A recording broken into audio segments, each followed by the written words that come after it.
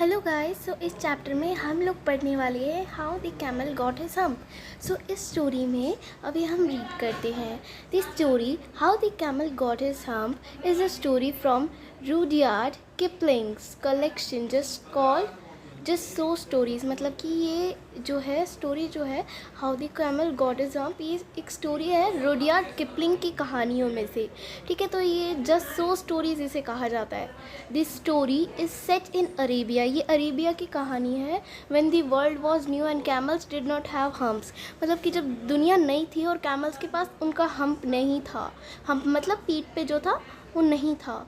The author tells us about the time when man was just beginning to learn the art of domesticating animals। मतलब कि ये author जो होता है तब का समय हमें बताता है, जब का कि जो थे, मतलब कि जब जो थे ये जब जो ये कैमल्स वगैरह, मतलब कि डोमेस्टिकेटिंग एनिमल्स यानी कि घरेलू जो एनिमल्स होते हैं उनको यूज़ कैसे करते हैं, ऑथर हमें बताते हैं। There was a camel that lived in the middle of desert, मतलब कि यहाँ पे कैमल की बात की गई है जो कि डेजर्ट के बिल्कुल बीचों बीच रहता था।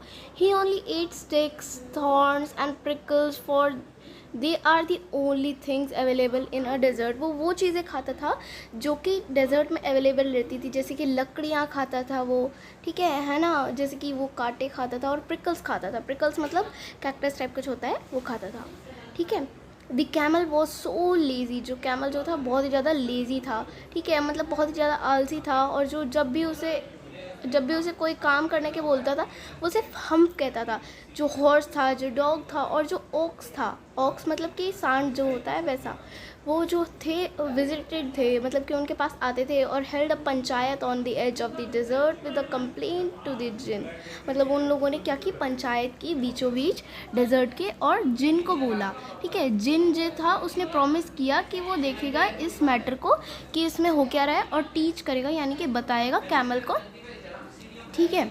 The jinn went in the search of a camel and found him looking at the own reflection in a pool of water। यानी कि जो मतलब है कि जो कैमल था, ठीक है, वो उसे कहाँ पाया, बीचों बीच वाटर के पास, मतलब कि पॉन्ड के पास, जहाँ पे वो अपनी रिफ्लेक्शन देख रहा था। ठीक है। The jinn told him that the laziness had led to the other animal working over time which was not fair. मतलब कि लोग जो है, मतलब सारे के सारे काम कर रहे हैं, ये ठीक नहीं है, तुम्हें भी काम करना पड़ेगा। ठीक है।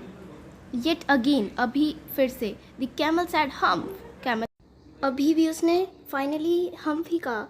फाइनली जो कैमल जो था उसने देखा कि इसके बैक जो है पफ्ड हो रही है, पफ्ड यानी कि फूल रही है।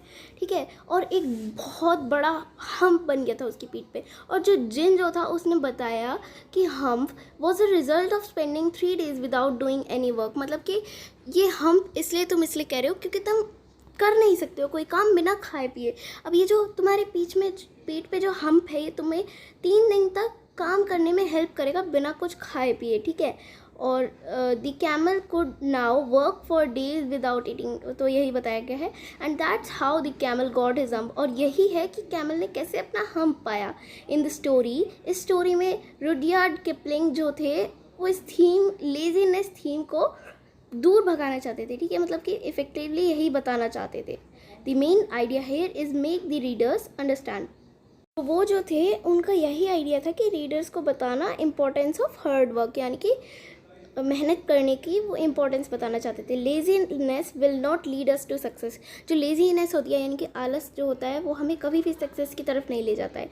In fact by avoiding work we will end up and, मतलब कि इसमें बताया गया है कि बिना वर्क के हम लोग एंड हो जाएंगे। सो अगर ये स्टोरी अच्छी लगी तो प्लीज़ अभी के अभी नीचे जाके लाइक का बटन दबाइए। Thank you.